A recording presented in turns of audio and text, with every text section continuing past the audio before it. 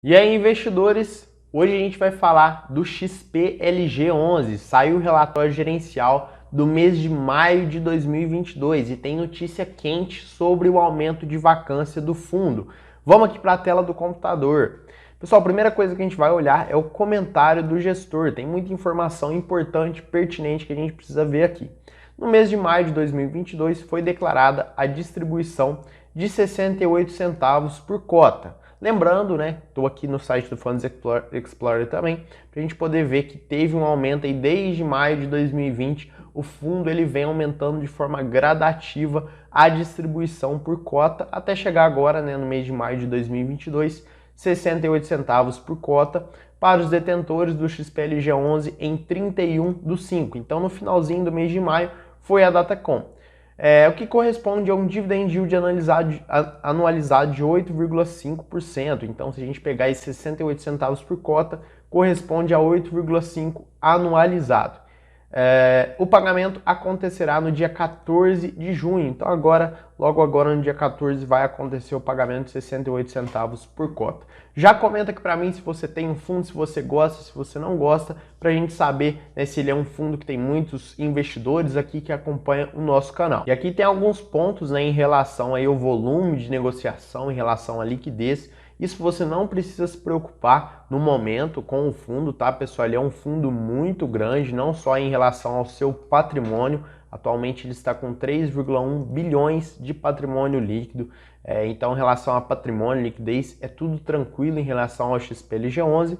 Um ponto importante, né, que a gente vai comentar agora é em relação à vacância. Tiveram algumas notícias que saíram por conta do aumento de vacância do fundo. Algumas eu achei exagerada, mas eu não acho que seja para tanto assim. Então a gente vai entender isso agora. Sobre a ocupação do portfólio investido, denotou-se a rescisão, ou seja, a quebra do contrato da Indusbeck no HTTP2, cuja área bruta locável, calculada com base na participação do fundo no empreendimento de 80%, era de 1.712 metros quadrados. Com isso, a vacância do fundo foi majorada, né? Ou seja, aumentou de 8,8% para 9%. Então, assim, teve um aumento? Teve. Não foi tanto assim, não é nada que você precisa se preocupar como cotista do fundo. Claro, se isso aumentar cada vez mais é preocupante, mas até o momento, por conta desse aumento aqui, não é nada preocupante assim.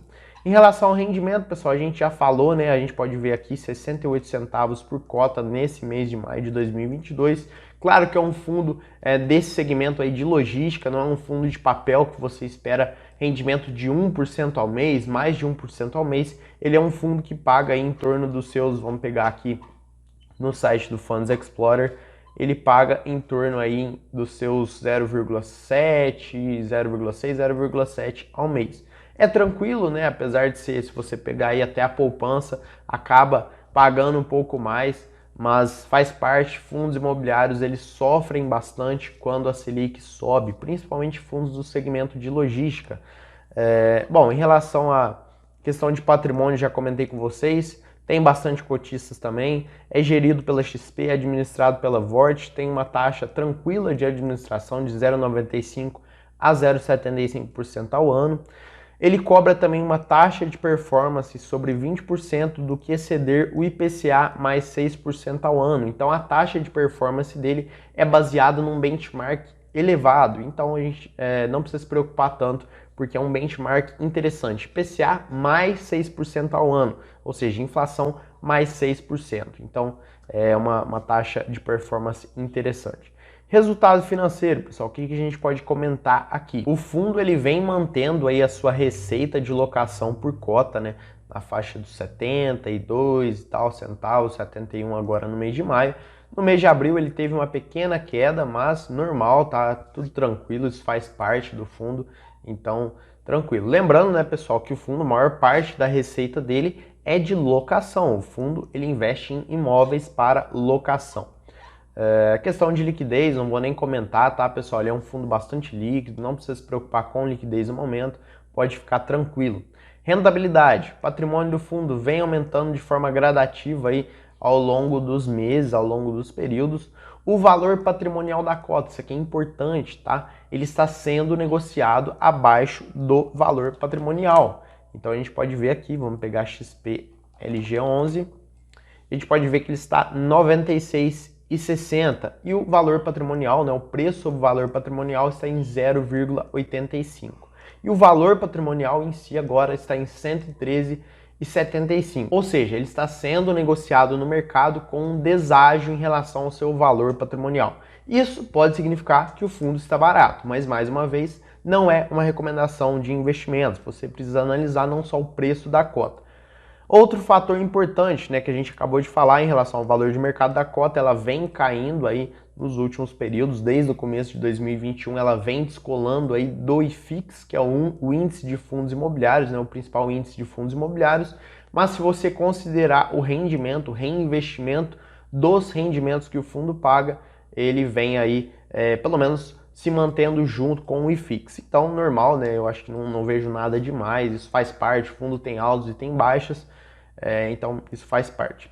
Investimentos, né? O portfólio do fundo, o que ele investe? Ele investe 92% em imóveis, então é um fundo que, claro, né, a maior parte deles são imóveis, não faz sentido você pensar que às vezes tem cotas de fundos imobiliários. O fundo também, ele, vamos dizer assim, ele é um fundo híbrido. Não é, né? Ele tem cotas de fundos imobiliários, por exemplo, mas é simplesmente uma alocação estratégica do fundo. Para muita gente que está começando, às vezes confunde, né? Você pensar, mas o fundo ele é de imóvel, ele tem cota de fundo, de outros fundos. Ele é um fundo de fundos, ele é um fundo de imóveis, né? E como a gente pode ver, 92% são imóveis. Então, ele é de fato um fundo que investe em imóveis.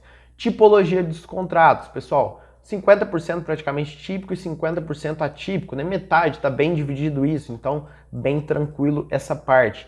Em relação aos locatários, né? Quem são os inquilinos do fundo? Via Varejo, SI Slog, SP, Leroy Merlin, GPA, Renner, B2W. Então assim, o fundo está exposto ao varejo até o talo, né? Então o fundo ele está exposto a esse segmento de varejo. Isso é interessante, né? O segmento de varejo, eu acho que ele é bem necessitado de galpões logísticos, então ele aluga bastante do fundo.